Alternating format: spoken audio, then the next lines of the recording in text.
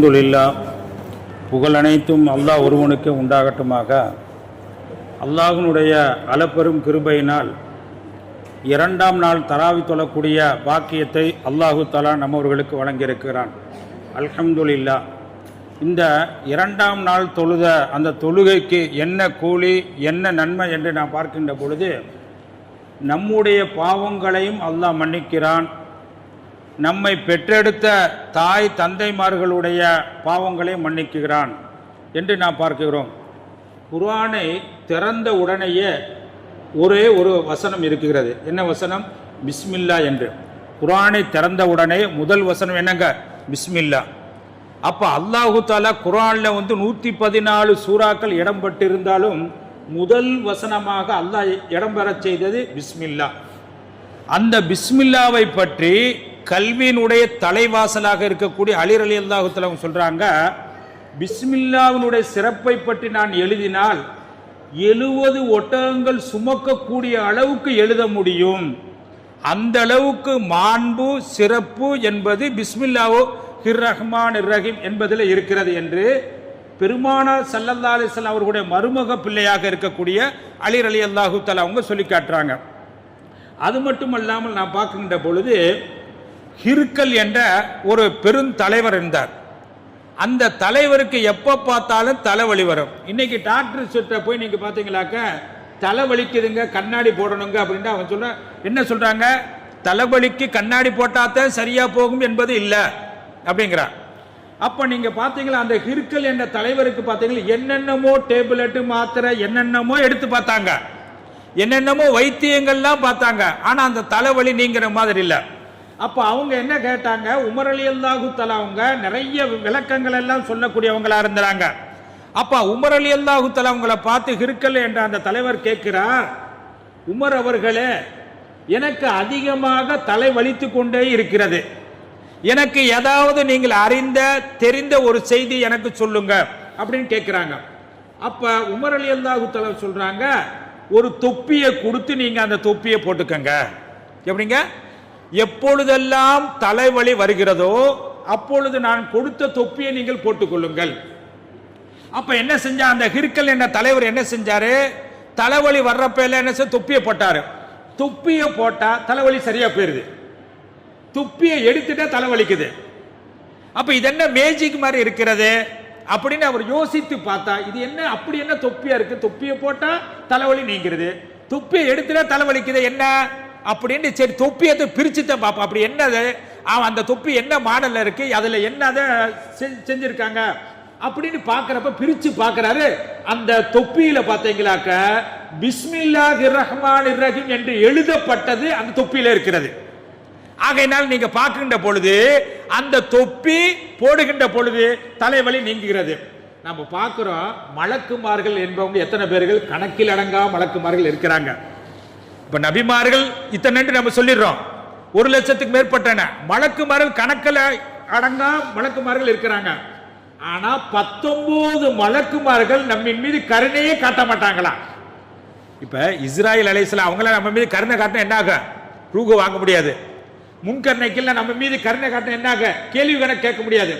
இப்படி 19 மலக்குமார்கள் இருக்கிறார்கள். அவர்கள் நம்மின் மீது கருணை காட்ட மாட்டார்கள், நம்மின் மீது கடுமையாகத்தான் இருப்பார்கள் என்பதை அல்லாஹு தஆலா சூரத்துல் முத்தஸிர் என்ற சூறாவிலே அலைஹா திஸ்அத அஷர் 19 மலக்குகள் கடும் உள்ளம் உள்ளவர்களாக கடுமையாக இருக்கக்கூடியவர்களாக இருக்கிறார்கள் என்று அல்லாஹ் தஆலா குர்ஆன்ல பதிவு செய்தார்.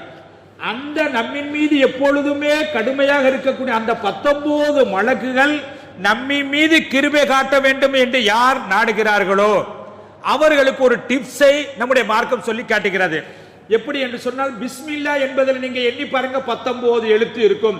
அந்த பிஸ்மில்லாஹிர் ரஹ்மானிர் ரஹீம் என்பதை நீங்கள் உபயோகிக்கும் காலமெல்லாம் அந்த 19 மலக்குகள் உங்கள் மீது கிருபை காட்டுவார்கள், மற்றவர்கள் மீது கடுமையாக இருப்பார்கள்.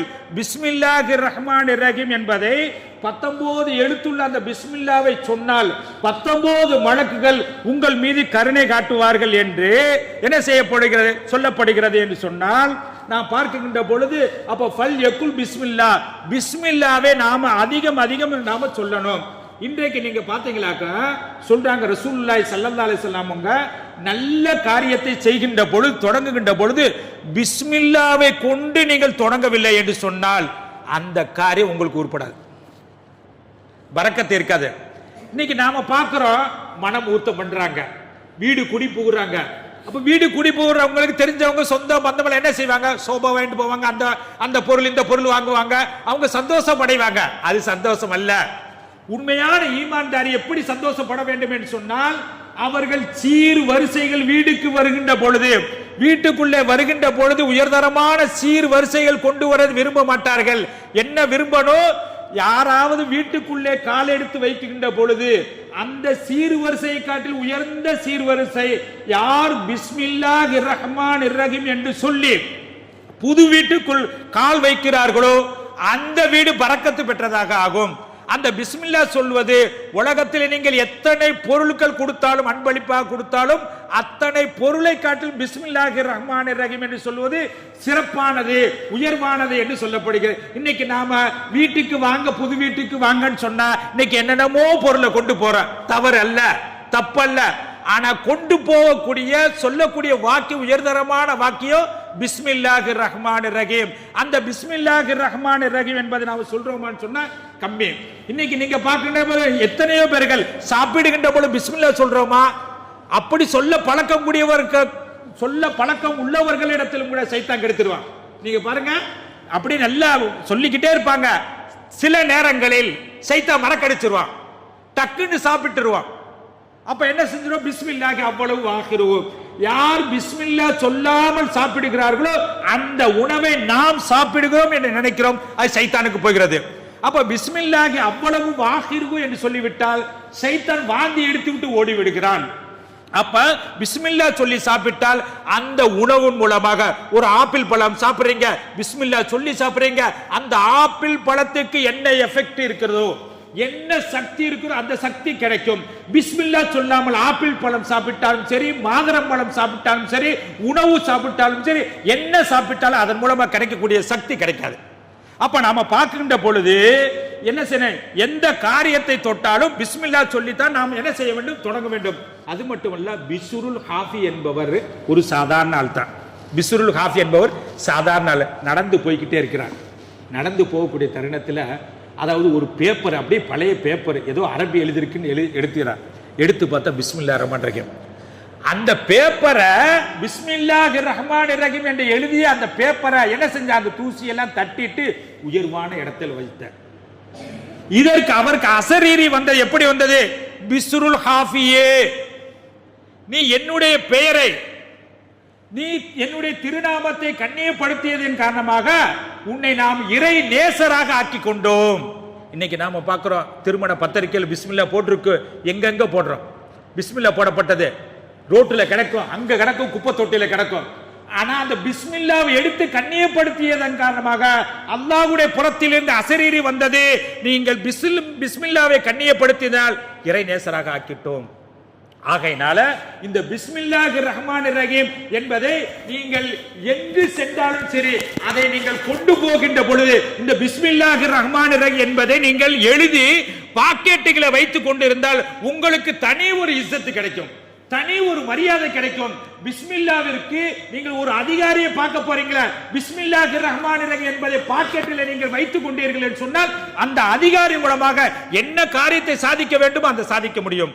அப்படிப்பட்ட பிஸ்மில்லாவுக்கு அவ்வளவு பெரிய அற்புதமான ஒரு சக்தியை அல்லாஹ் வைத்திருக்கிறார்.